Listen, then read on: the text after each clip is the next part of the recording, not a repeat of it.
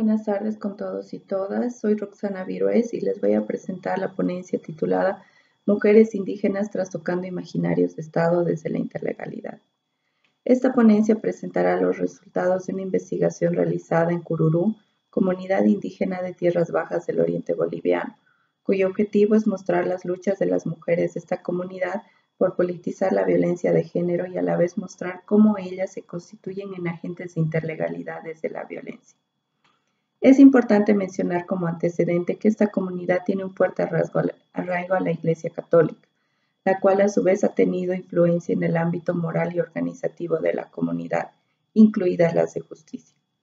La configuración de poder en esta comunidad, como en otras, tiene base en lazos de parentesco que conforman una red de poder masculina y patriarcal instituida en las autoridades. Para el año 2010, las autoridades de esta comunidad eran el cacique mayor, la central comunal, la asociación indígena maderera, la junta escolar y la central de mujeres, todos hombres con excepción esta última. En el año 2010, con la nueva constitución política del Estado boliviano, que reconocía los derechos de los pueblos indígenas a determinar sus autoridades y normas, los comunarios de Cururú decidieron escribir sus normas en un estatuto interno y devolver al cabildo sus funciones de administración de justicia. Este proceso se llevó a cabo a través de asambleas de discusión sobre las normas de la comunidad, espacio en el cual las mujeres encontraron la oportunidad de plantear sus problemas, reclamando que los derechos que las leyes nacionales les reconocían fueran reconocidos e incorporados en este estatuto. Las mujeres plantearon la prohibición y sanción a actos de violencia y maltrato contra ellas, dando cuenta que la existencia de una violencia de género había sido naturalizada en el tiempo en sus diferentes formas. Esta visibilización de la violencia tocó un punto delicado en la comunidad. Los hombres se resistieron a discutir sobre este tema, argumentando que era un tema muy privado de cada familia que debería resolverse entre la pareja y no entre las autoridades. El fondo de este discurso fue mantener la violencia como un tema privado porque afectaba el orden masculinista y patriarcal de la comunidad y en el trasfondo las relaciones de poder intracomunales. De esta forma, las asambleas se convirtieron en el escenario en el que las mujeres lucharon para que la violencia contra ellas fuera sancionada. De esta forma propusieron que las autoridades de justicia fueran elegidas por el pueblo y no instituidas por la Iglesia, como eran los cabildos. En resumen, esta fue una lucha para no seguir subordinadas a los hombres y hacer lo que estos les manden. Una lucha por la libertad de sus cuerpos y decisiones y por una identidad de mujer más libre sin perder su identidad o su ser indígena. En el transcurso de 5 años, hasta el 2015, encontré que el estatuto no entró en funcionamiento. Sin embargo, las mujeres encontraron otros mecanismos para luchar y frenar la violencia. El primero y más importante fue la politización de la violencia. Las mujeres, al hacer visible este problema en las asambleas como un problema que debía ser público y además justiciable, la politizan.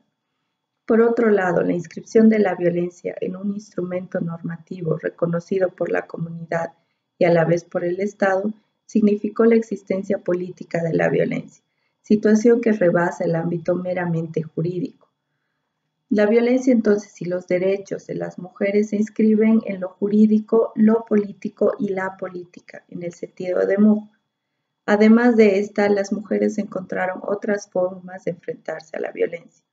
Primero, devolviendo los golpes por medio de la defensa. Entre ellas se alentaban a no dejarse golpear o pegar, ¿no? Segundo, haciendo que los hombres participen en las capacitaciones en derechos de mujeres y en temas de violencia, que las ONGs y otras instituciones les daban. Acción para mí demasiado importante porque así ellas reconocen que debe existir no solo un cambio en la mentalidad de las mujeres sobre las relaciones de género, sino también en los hombres, y ven la necesidad de la incorporación y participación de ellos en estos temas. Por último, con la intervención de la presidenta de la Organización de Mujeres como enlace con las autoridades externas, estatales que ellos refieren como la Defensoría o la Policía. Con estos antecedentes, lo que se propone es discutir los imaginarios de comunidad indígena y de Estado que han sido construidos históricamente. En referencia a la comunidad, vemos que existen influencias externas, como de la Iglesia. El imaginario de comunidad que se construyó desde la premisa todos somos familia, en la que las relaciones de parentesco consolidaron la estructura política de la comunidad, donde el rol de la mujer era similar a una bisagra que permitía la inclusión de los hombres en las relaciones de poder intracomunales. Las relaciones familiares sustentaban la imagen de armonía y solidaridad. Al mismo tiempo, al estar influenciados por la Iglesia, la premisa la mujer tiene que estar bajo la mano del hombre les permitió ejercer dominio sobre las mujeres, naturalizando la violencia. Entonces, estos imaginarios armónicos y con relaciones horizontales son rotos y problematizados por las mismas mujeres quienes visibilizaron que existen relaciones de poder y de violencia de género. En este mismo sentido, la relación Estado-mujeres en esta comunidad adquiere también relevancia.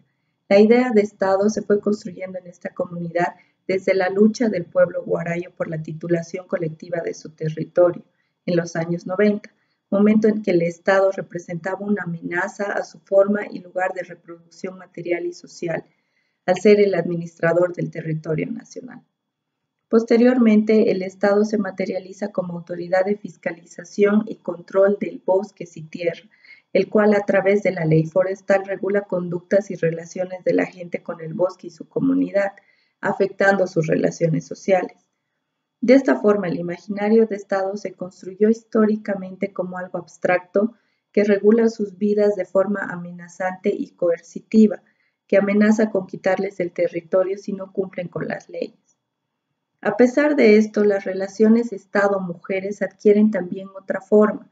Es aproximadamente en el año 2000 que las ONG sientan una fuerte presencia en la comunidad con programas productivos de salud, de educación, violencia, etc.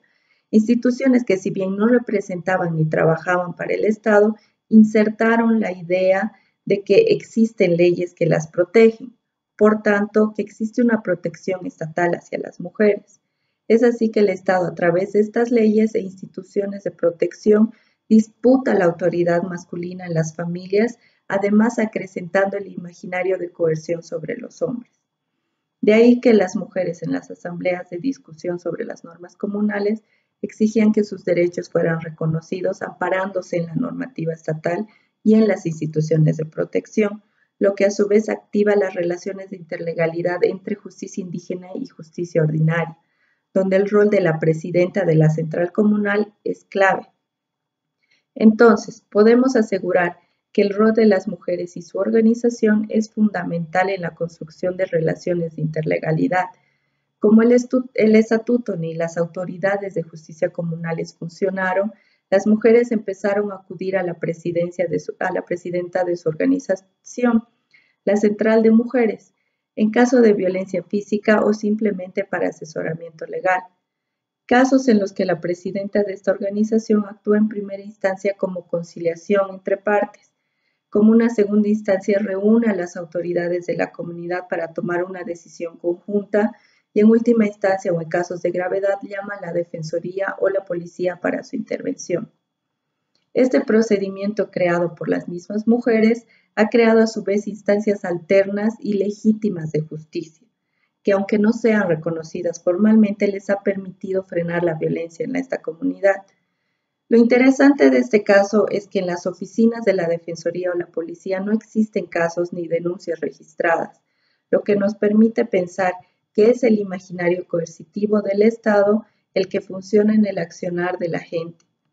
Este caso nos muestra que para ellas el hecho de mantenerse dentro de la legalidad del Estado es una acción estratégica, ya que el uso de la ley o instituciones como la Defensoría o la Policía activan la idea de coerción sobre los hombres, y esto a su vez les permite frenar las injusticias de género intracomunales. Los casos de violencia contra las mujeres en esta comunidad muestran también que existe un relacionamiento entre justicia desde la fundación de la comunidad y que la interlegalidad no es reciente ni creada por la ley.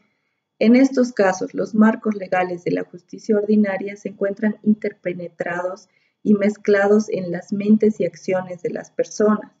es decir, que las instancias de justicia ordinaria han sido incorporadas en el tiempo como parte de su propia justicia, en forma de una segunda o tercera instancia. Las instancias de justicia estatales no están separadas de las comunales.